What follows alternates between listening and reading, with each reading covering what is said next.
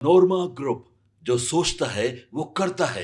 आपके अपने सपनों का आशियाना। कल से विधानमंडल का सत्र शुरू हुआ है और इस सत्र के पहले ही दिन आपने देखा होगा कि किस तरह से पूरी की पूरी एनडीए बैठ करके ये बात साबित करने में लगी हुई थी कि सब कुछ ठीक ठाक है और नीतीश कुमार कहीं नहीं जा रहे हैं, बल्कि एनडीए और मजबूत हुई है। और 4 सीटों के परिणाम के बाद एनडीए में और ज़्यादा आपस में प्रेम बढ़ा है, क्योंकि इस कंबाइंड जीत को सबके मेहनत का फल माना जा रहा है। लेकिन इसके साथ साथ पैरेलली 2-3 बातें बहुत महत्वपूर्ण हैं जो चल रही हैं और आने वाले 2025 के चुनाव को लेकर के कहीं ना कहीं सशंकित कर रही हैं इन राजनीतिक दलों को। एक तरफ जहां नीतीश कुमार और लालू प्रसाद को लेकर के ये चर्चा हो रही है कि दोनों एक दूसरे के बिना बिहार की राजनीति में स्टैंड नहीं कर सकते हैं, दोनों एक दूसरे के खिलाफ रहते हुए भी सिक्के के 2 पहलू हैं और दोनों एक दूसरे को दिखा करके आगे की राजनीति करते हैं। नीतीश कुमार लालू प्रसाद के 15 साल के जंगल राज को दिखाते हैं, तो नीतीश कुमार के 19 साल के शासन को लेकर के राष्ट्रीय जनता दल उनके नाकामियों को दिखाती है।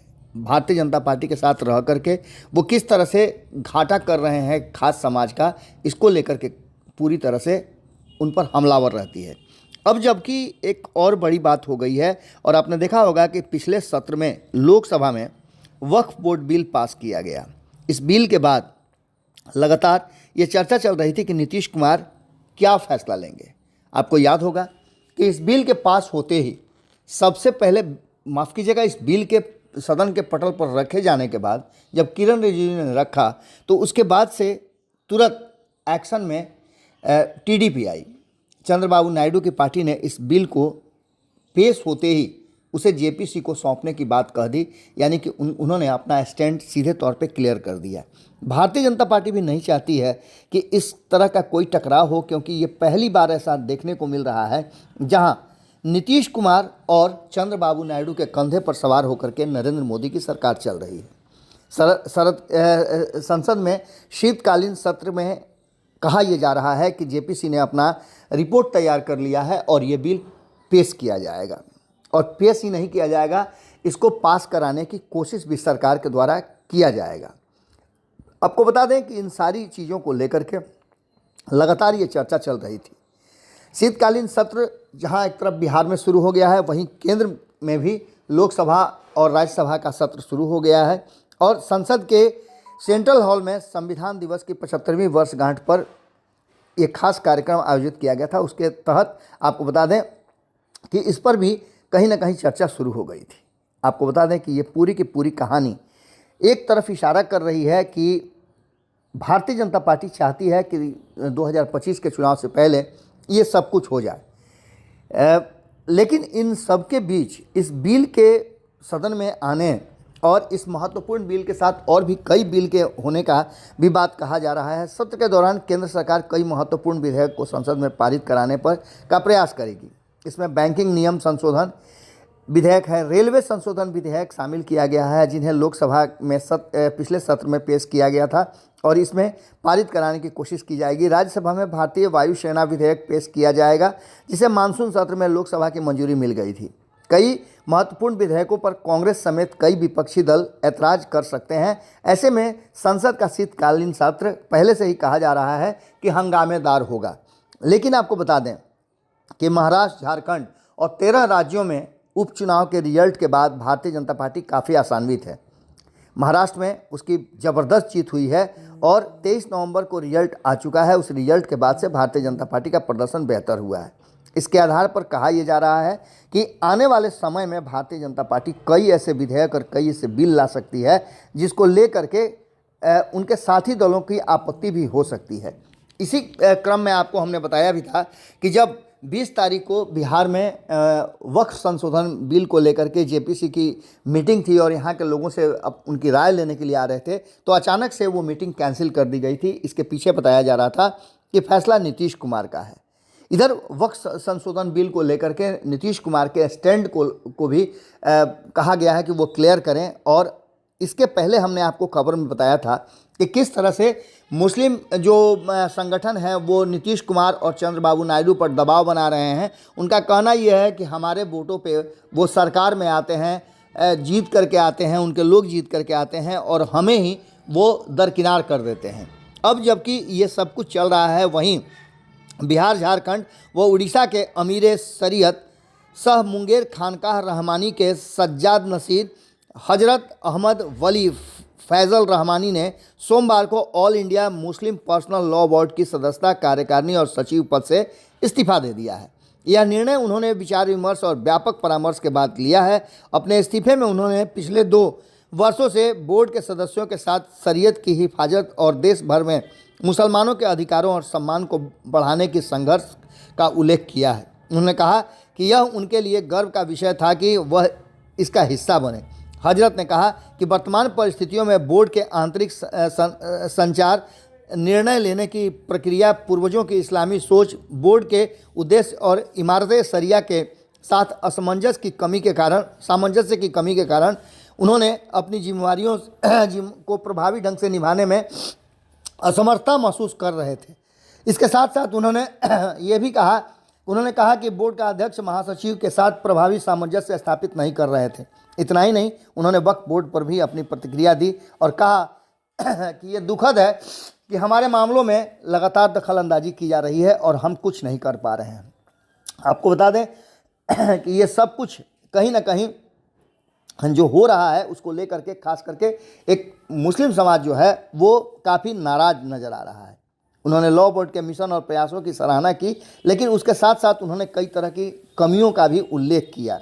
अब आपको बता दें कि इस मामले पर जहां एक तरफ जनता दल यूनाइटेड चुप्पी साधे हुए है, जनता दल यूनाइटेड के भीतर भी कई तरह के गुट बन गए हैं और कहा यह जा रहा है कि इस बिल का समर्थन किसी भी हालत में नीतीश कुमार और उनकी पार्टी नहीं करेगी।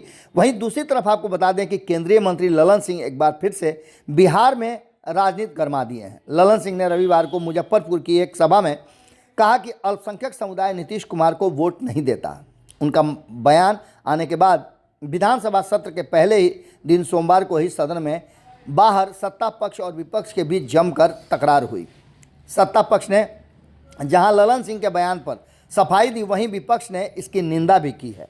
आपको बता दें कि नीतीश सरकार को लेकर के अल्पसंख्यक कल्याण मंत्री मोहम्मद जमा खान ने ललन सिंह के बयान पर सफाई देते हुए कहा कि यह सही नहीं है कि अल्पसंख्यक समुदाय जदयू को वोट नहीं देता है। उन्होंने कहा कि नीतीश कुमार को हर तबके का समर्थन प्राप्त है और अल्पसंख्यक समुदाय भी उन्हें वोट करता है। मुख्यमंत्री ने सभी जाति वर्ग के लोगों के विकास के लिए काम किया है। वहीं आपको बता दें कि मंत्री अशोक चौधरी ने भी मोर्चा संभाला और ललन सिंह के बयान को तोड़ मरोड़ कर पेश करने की बात कही ताकि लोगों में भ्रम की स्थिति बनी रहे। ललन सिंह के कहने का अर्थ यह है कि हमने मुसलमानों के लिए जितना किया उस हिसाब से जदयू को वोट नहीं मिल रहा है। जदयू और मेहनत करेगी और ज़रूरत पड़ी तो हम मुस्लिम समाज के साथ भी जाएंगे। हिंदू न मुसलमान, न सिख, न ईसाई, नीतीश कुमार सबके लिए काम करते हैं, ये सारी दुनिया जानती है। बात यहीं समाप्त नहीं होती है। ललन सिंह के बयान के बाद जहां एक तरफ जमकर उनकी मुखालफत हो रही है, खिलाफत हो रही है, वहीं आपको बता दें कि भारतीय जनता पार्टी ने तो अपना स्टैंड ही बदल दिया है। कल ही हमारे संवाददाता से बातचीत करते हुए भारतीय जनता पार्टी के प्रदेश अध्यक्ष दिलीप जायसवाल ने जो बयान दिया वो काफ़ी कुछ देखने और सुनने वाला था। उन्होंने स्पष्ट तरीके से कहा कि हम करते तो हैं, हम उसका ढिढोरा नहीं पीटते हैं और न ही इस समाज को हम वोट बैंक की तरह यूज करते हैं। हमारे साथ ही मुस्लिम समाज के बहुत सारे नेता जुड़े हुए हैं और जो हमारे मजबूत स्तंभ हैं। हमारी पार्टी में मुस्लिम समाज बहुत ही सम्मान के साथ और जज्बे के साथ जुड़ा हुआ है। हम किसी भी तरह का पिछले आप 10 साल से देख रहे होंगे कि प्रधानमंत्री नरेंद्र मोदी जब से आए हैं तब से वो किसी खास के लिए नहीं बल्कि देश के हर नागरिक के लिए योजना बनाते हैं, चाहे वो मुस्लिम हो, हिंदू हो या फिर सिख हो, ईसाई हो, सबके लिए हमारी पार्टी जो है और हमारी सरकार काम कर रही है। वहीं नीतीश कुमार के बारे में भी उन्होंने कहा कि नीतीश कुमार ने भी मुंह देख करके या जाति देख करके किसी के लिए कोई काम नहीं किया है। लेकिन एक बात तो तय नज़र आ रही है कि एक तरफ जहां नीतीश कुमार इस पूरे मामले पर चुप्पी साधे हुए हैं, वहीं कहा यह जा रहा है कि इसी सत्र के दौरान शुक्रवार को लोकसभा में जेपीसी का जो रिपोर्ट है वो पेश किया जाएगा और उसके बाद इस बिल को पास कराने के लिए एड़ी चोटी का जोर लगाएगी भारतीय जनता पार्टी और केंद्र की सरकार।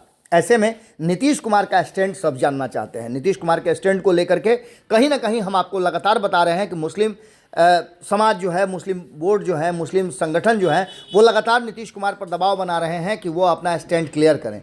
बिहार में होने वाले 2025 के चुनाव से पहले ये जो मामला है वो काफ़ी पेचीदा हो गया है और ये ऐसा है कि इसके लिए नीतीश कुमार को कोई ना कोई स्टैंड तो ज़रूर लेना होगा। या तो नीतीश कुमार को भारतीय जनता पार्टी के हिंदुत्व वाले एजेंडे के साथ चलना होगा, जो कि आपने देखा भी होगा कि बिहार में शुरू भी हो चुका है और पिछले ही महीने इस पर गिरिराज सिंह यात्रा भी शुरू कर चुके हैं। नीतीश कुमार की इस पर चुप्पी भी आ गई है। तो वहीं दूसरी तरफ मुस्लिम पर्सनल लॉ बोर्ड और अन्य जो संगठन हैं वो लगातार नीतीश कुमार से पूछ रहे हैं कि क्या वो वक्फ बोर्ड बिल के समर्थन में हैं। जेपीसी के रिपोर्ट के बाद क्या कुछ निकल के आता है, इस रिपोर्ट को देखने के बाद पता चलेगा। लेकिन नीतीश कुमार के लिए करो या मरो या फिर सांप छुछुंदर वाली स्थिति पैदा हो गई है। देखना होगा कि नीतीश कुमार क्या फैसला लेते हैं।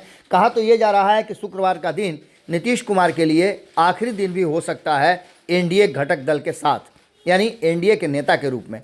अब इस पर कितनी सच्चाई है ये तो शुक्रवार को ही पता चलेगा, क्योंकि शुक्रवार को विधानमंडल का भी अंतिम सत्र है और वहीं वक्फ बोर्ड बिल भी पास होना है। अब देखना होगा कि नीतीश कुमार क्या कहते हैं। हालांकि नीतीश कुमार के चेहरे पर जो विधानसभा में देखने को मिला, विधानमंडल के सत्र के दौरान देखने को मिला, काफ़ी खुश नज़र आ रहे थे और किसी भी तरह की कोई बात नहीं थी। लेकिन आज से जो सत्र की कार्रवाई शुरू होगी वो काफ़ी हंगामेदार होने की संभावना व्यक्त की जा रही है। लोकसभा में हंगामा तो हो ही रहा है, अब बिहार में सबकी नज़र जो है वो नीतीश कुमार पर है कि नीतीश कुमार इस बिल पर क्या स्टैंड लेते हैं और किस तरह से केंद्र सरकार के साथ खड़े होते हैं, या फिर इस बिल में और भी कुछ संशोधन की बात करते हैं या इस पर विराम लगाने की बात करते हैं। जुड़े रहिएगा भारत लाइव के साथ। बहुत बहुत धन्यवाद। आपके सपनों को हमने सजाया है, ई होम्स पैनोरामा को हमने बनाया है। ई होम्स मेरा एक सपना था जिस पे मैं पिछले 4 साल से काम कर रहा था। हमने जो बनाया है वो सबने है माना। ई होम्स पैनोरामा में हो आपका भी आशियाना। और फाइनली हमने 2021 में इस प्रोजेक्ट को लॉन्च किया। बहुत लोग अप्रिशिएट कर रहे हैं कि पूर्णिया जैसे शहर में, बिहार के, एक तो बिहार की बात करें उसमें भी पूर्णिया जैसे छोटे जगह में इस तरह का लाइफस्टाइल देना, ये सुन के हम लोगों को बहुत अच्छा लगता है। ई होम्स में हमने कुछ और भी किया है, जैसे हम जिस जगह में रह रहे हैं हमारे फैमिली सिक्योर हो, उनको सिक्योरिटी का ध्यान में रखा है। आपकी सुविधा और सुरक्षा आपके लिए खास है, ये आपका विश्वास है। इसमें आर्टिफिशियल इंटेलिजेंस का 7 लेयर सिक्योरिटी का हमने इस्तेमाल किया है। लस ग्रीन कैंपस को बनाया है। यदि हमारा बाउंड्री वाल है तो वो वर्टिकल गार्डन है।